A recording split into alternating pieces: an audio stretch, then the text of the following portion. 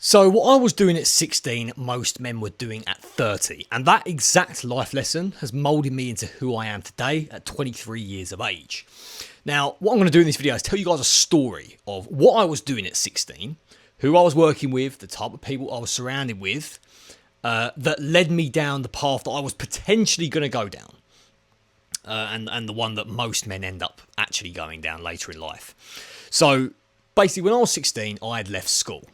I started college, and I was in college about 2 to 3 days a week doing a public services course. Now, this was basically geared towards the police, the army, the fire service, hence the name public services. And I was going to join the army. Now, somewhere along that college course, I decided I wasn't going to join the army anymore. I instead started working with these builders who are my dad's friends. Now, they were good, right? They were great people. At the time, we were doing driveways. We were doing house clearances. I was getting paid cash. Literally, some of the guys we were working with were getting paid like $4,000 in cash in one go, tax-free. Life was good. And I was surrounded by all these men who were just kind of living free, working for themselves. We turn up to the job. We do it for a couple of hours, and then we go to the pub. And that is where most of the problems happened, right?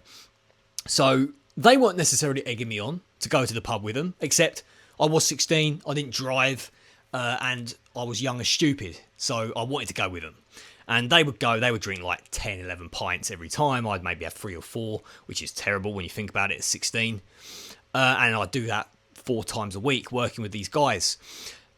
And my health started to get really bad because it wasn't just the drinking. I was obviously doing that, but then I was having half a pack of cigarettes every day, smoking at work. I loved smoking. Even now, if I get the smell of, tobacco, I love it. And I do smoke cigars sometimes because they're not bad for you. And I was eating takeaways 3-4 times a week. Pretty much every time we were working, I was living off takeaways. And before I knew it, I had developed a stomach. I was skinny fat. I had brain fog, right? I had terrible skin. And I remember one day, I was on a building site, and there was this Jamaican site manager. Now, bear in mind, I was 16, and he came up to me with his Jamaican accent, and he was like, "Yeah, boy, you move like a robot." And I thought, what? He's saying I move like a robot. And at the time, obviously, I just laughed it off. It was just building site banter. But I think back to it now, I was 16 years old, and I probably did move like a robot. I was stiff. I looked unhealthy. I had terrible posture. I was skinny fat. Yeah, at 16 years of age. Now, the reality is, most men do not go through this stage until they're like 20. When they go to uni, when they start drinking at the pub, they start smoking. This is before they're even earning real money. Although I suppose I wasn't really earning real money at the time. I was 16, so 40 quid a day back then felt like a lot, right? And then when most men get to 30, right, you've got a house, you've got a mortgage, you've got kids, you've got a full-time job. Suddenly the pub, suddenly that lifestyle, takeaways a couple of times a week becomes your vice. It becomes the thing that separates you from the rest of your life, from your work. And everyone around you is doing it too. Now, one thing that stood out, right, at the time, and for me now, is that whoever you're surrounded by will kind of confirm whatever belief you have. So if you are living that lifestyle and everyone around you is living that lifestyle too, it's going to feel normal. And when things feel normal, they feel safe.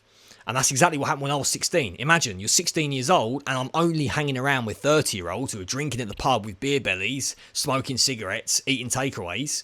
That feels normal.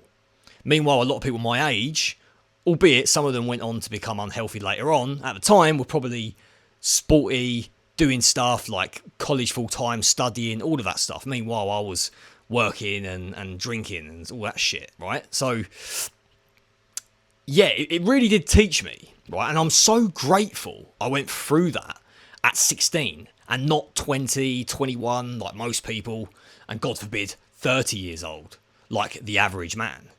Because now I'm 23 years old and I couldn't be more different, right? I'm obviously a fitness coach. I used to be an MMA fighter, and that's kind of what brought me out of that phase. And now I'm at a point where my diet is everything to me, right? I live and breathe the holistic lifestyle. I don't have to try. I just do it and it happens. And I feel good. I'm looking my best. And now I get to help other men do the same. And 16-year-old me, if I told the 16-year-old version of myself that was how I was living, well, I'd like to say I'd be surprised. Maybe in a way I wouldn't, because I think the whole time I was doing it, I was aware this isn't me. Something's not right. I'm not meant to do this. But you do it anyway because, like I said, whoever you're surrounded by makes that decision very comfortable. And for most of you guys, it might not just be the people you drink with. It might be your wife. It might be the type of influences you have on your phone that are confirming all these beliefs to you, the type of people you look up to, the type of content you watch. And it becomes a very slippery slope. You know, when you think it's normal, when you think something is normal, and it's not until you look at someone like me who lives a totally different lifestyle to you, do you realise, oh shit, like there are people that aren't living like this and are feeling great and looking great. Wow, maybe I should do that. And that is the start of your journey. You know, and what brought me out of it, fortunately, I stopped working with these guys, and at about 17 years old, I think it was when I was 17 going on 18, I worked for a full construction company. So yes, I was working with a bunch of unhealthy, fat, old blokes, but at least we went to work, we had our work hours, we went home, they went home to their families, had takeaways, whatever, and I wasn't being dragged to the pub anymore. It made all the difference, but I was still eating shit food, and it wasn't until I started MMA that I became surrounded by sporty people that I started to get sporty myself. I didn't lose my first actual, significant amount of fat until I had to make weight for my first fight, where I went from about 20% body fat down to about 12%. And the reason why I done it is because I had to. And for a lot of you, the reason why you're not changing is because of two things. It's your environment, so the people around you are not doing anything, therefore you're not doing anything. And also, you don't feel the need to do it. It's a want, it's a desire. Oh, I'd like to be in shape. But when you think like that, you're never going to take action. You might eat healthy a couple of times a week and think, okay, I'm living the lifestyle, I'm awake. I see so many guys say this, I'm fully awake to it all. But you don't practice it.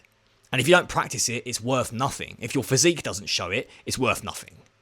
I had a guy recently tell me, he was like, I tell everyone about this, the conspiracies around, the goy slop and how there's poison in our food. And I was like, why aren't they listening to you? And he's like, well, because I'm not in shape. And it's like, well, there you go. If you're not in shape, if you're not a walking example of it, no one's going to listen. And that totally defeats the point of eating healthy a few times a week if you're still going to go and drink, if you're still going to go and get takeaways and not live the lifestyle fully. Now, there's two types of men that will watch this. There's ones with a victim mindset and the ones who take ownership, who are proactive. Now, I've had a lot of people say to me when I tell this story, because I love this story about what I did at 16, they say to me, oh, aren't you angry at those guys? Aren't you angry at your parents for allowing it to happen and all that shit? And I say, fuck no. Of course not. Like, what sort of victim-minded bullshit is that? I'm going to blame the people that taught me the best lesson that I could have possibly learnt in life? That's very telling. How someone reacts to negative things that are meant to make you stronger is very telling about their mindset and where they're going to go.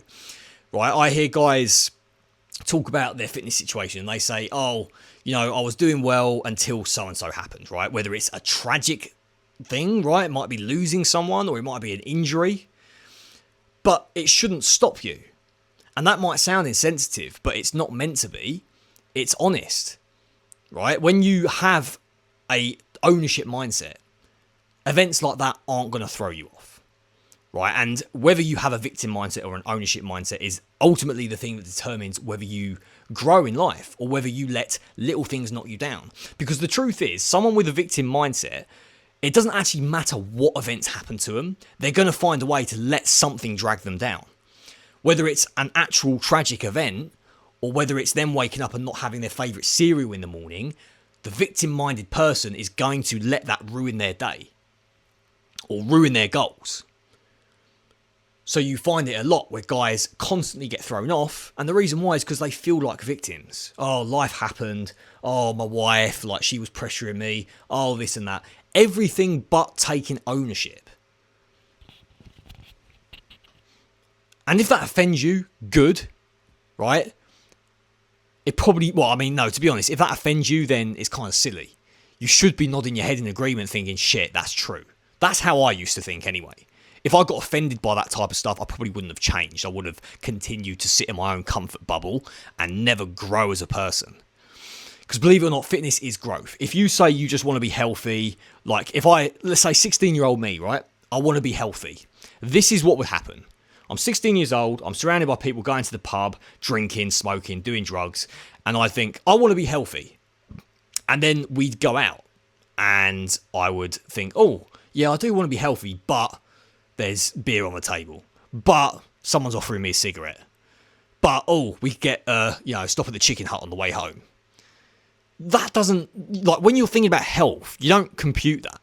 You need to see the real consequences. And for me, it was that Jamaican fucking site manager telling me I look like an old man. And also myself and the type of things I watched. Fortunately, at 16, I'm in the generation where I would go home and watch a lot of content. And I'd see a lot of fitness influencers. And I'd be like, wow, like, there are people really, living healthily. Maybe I should be doing it different. And for a lot of you guys in the older generation, you're already 30 years old and older, you probably didn't grow up with that type of influence. The type of content that you're watching with me right now was not around when you had to learn it the most. But the good news is it's never too late. Just because you're 30 years old or above and you've got family that all live a bad lifestyle and your wife maybe lives a bad lifestyle and your friends do, doesn't mean you have to. And this is what I offer with the coaching and what all my clients have come to me for, is that a lot of them have stories of their own. They've tried for years on and off and lost momentum continuously, or they've just got to a point where they're in, they've got a house, they've got actual stuff going on in their life, and they just want to get in shape, and they're sick and tired of listening to themselves and half-arsing it. And guess what? They come to me, they get led by me, and they get the result. Because when you've got the proximity to someone who has the result, who's going to tailor it to you so you can't fail, that is what is going to push you. It's not calories, it's not macro tracking, it's not just tick the box on your plan, right? That's the people who do that end up rebounding. It's the change in habits. It's the person you become when you start living the new lifestyle and you realize what your potential is. Yeah, my job as a coach is to show you that potential, to show you what you can be. And if I had a future version of myself come to me when I was 16, I would have been changing there and then. It wouldn't have taken me 6 years to change. I would have changed there and then.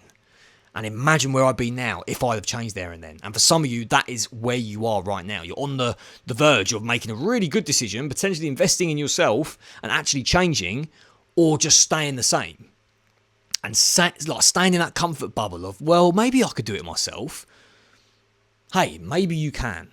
But if you've tried for years and years and you're still surrounded by the same bad people and you're running out of time, you're over 30, right? Is that really something you want to risk? Or do you just want to grab your balls, invest in yourself and get started, right? Because then you can learn from someone who's fortunately been through the journey themselves. And that's what I wish I had. And that's the reason why it took me 6 years. But I got there in the end. And it wasn't even until after MMA, right? I finished MMA. That's when I started eating good. Because even when I went to MMA and we were training and we were cutting weight for fights, everyone was eating crap. So I ate crap because it felt normal. Right? You don't understand. Now all my friends pretty much live the same lifestyle as me. We're all running businesses. We're all bettering each other. And I have a mentor as well. Right? I'm no exception. I'm obviously selling my coaching to you because I want to help you. And I have a guy who sold his coaching to me and he's helped me in my business, in that aspect of life. So every man needs that influence, that positive influence, if you are serious about making a change. If you're not, then fine. You're more than welcome to figure it out by yourself. And some do. Right? I'm not trying to say you can't, but the chances are low, and for a lot of you, it's just your comfort zone talking rather than genuine confidence in yourself. And you need to be able to spot the difference. So yeah, overall, that's my story on how what I did at 16 really transformed my fitness, transformed my view on health, and turned me into the crazy, paranoid conspiracy theorist who happens to be very healthy, right? And it's a good life. I'm glad I learned those lessons. So if you're new to this channel, my name is Angus Jobson and I am a fitness coach. As you can probably guess by now, I focus on the holistic lifestyle, on transforming habits through a method that I call ancestor maxing, which boosts testosterone, transforms you as a person.